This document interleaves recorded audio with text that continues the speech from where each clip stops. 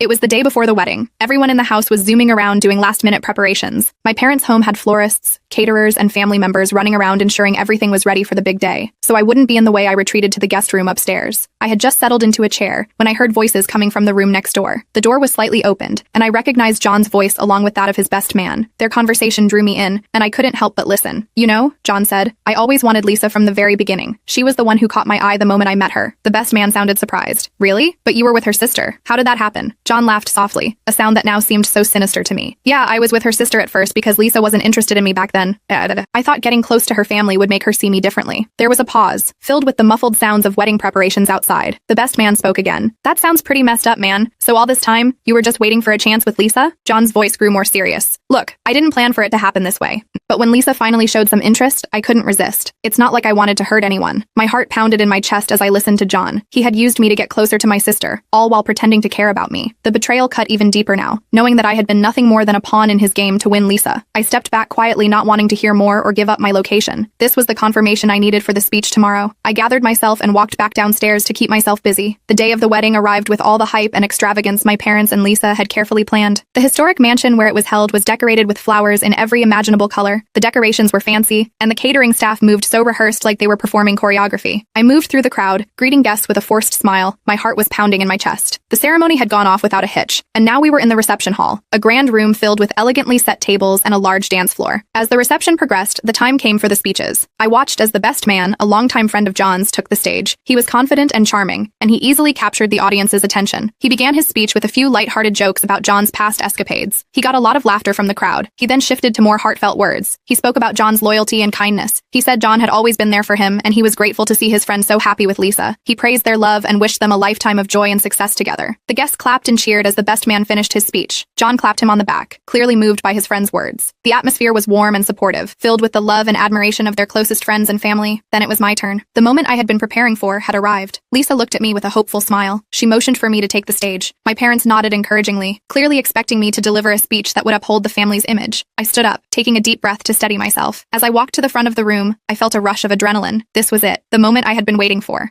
I reached for the microphone and glanced around the room, taking in the expectant faces of the guests. I tapped the microphone, and it screeched. The feedback filled the room. I felt my hand trembling as I pulled out the letter and began to read. "Hello everyone," I began. "For those who don't know me, I'm Lisa's sister. First, I want to congratulate Lisa and John on their marriage. It's clear that they share a special bond, and today has been a beautiful celebration of their love." There were smiles and nods from the audience. I saw Lisa relax a little, her eyes shining with what she thought was sisterly support. "But," I continued, "there's more to this story that I feel I should share with you all today. You see, the journey to this wedding has been filled with a lot of pain and betrayal, at least for me." The room grew quiet, the smiles fading from the guests' faces. I could see Lisa's expression change. She looked confused and scared about what was about to come out of my mouth next. My parents shifted uncomfortably in their seats, clearly not expecting this turn. I took a deep breath and began to read from the letter I had prepared. "My parents, Lisa and John, have tried their best to keep this a secret, but John and I were together first. He cheated on me with Lisa, and later on I found out directly from him that he just used to get closer to my sister. This wedding has been a disaster. I was manipulated by my parents, by my greedy ex, and my wolf in sheep's clothing sister, to pay for everything, and I mean that literally. The flowers you see, the cake you see, the caterers here, everything was paid for by me. Against my will, may I add. Lisa and my parents have been nothing but manipulative and remorseless devils in this, taking every chance possible to bleed my pockets dry, to mask my feelings. When I originally told them I wouldn't attend the wedding, my parents said they would disown me. Celebrate this marriage if you want everyone, but just know you're celebrating lies and deceit. What you see today is all fake." There was more, but that was the gist of my speech. The room was deathly silent as I spoke this, each word like a nail in the coffin. The more I talked, the more I could see the shock and disbelief on the faces of the guests, the anger and defensiveness in my parents' eyes, and the horror and guilt in Lisa and John's expressions. By the time I finished, the room had erupted into chaos. Guests were shouting. My parents were the first to react visibly. My father stood up in disbelief. He tried to shout over everyone, saying that everything I had said was a lie. It was a desperate attempt to save face. My mother was in tears, shaking her head and pleading with the guests to ignore what I had just said, and Lisa and John looked utterly devastated. Some of the guests were yelling, demanding answers from my parents and Lisa. Others were trying to comfort Lisa, while some just looked on in stunned silence, unsure of what to do. The atmosphere was thick and the celebratory mood was completely shattered. One of John's relatives, an older woman with a stern face, stood up and demanded to know why my parents had allowed this to happen. She said that the family should be ashamed of their behavior and that this wedding was a disgrace. Her words seemed to ignite a spark among the guests. and soon more people were voicing their outrage, turning against my parents and Lisa. I didn't stick around to see the full aftermath. I walked out, my head held high, and left the venue. Once outside, I took a deep breath of the cool evening air. I felt a sense of freedom and relief, but also sadness for what had been lost. I blocked my parents and sister on all social media and sent them a final message. I told them that I never wanted to see them again.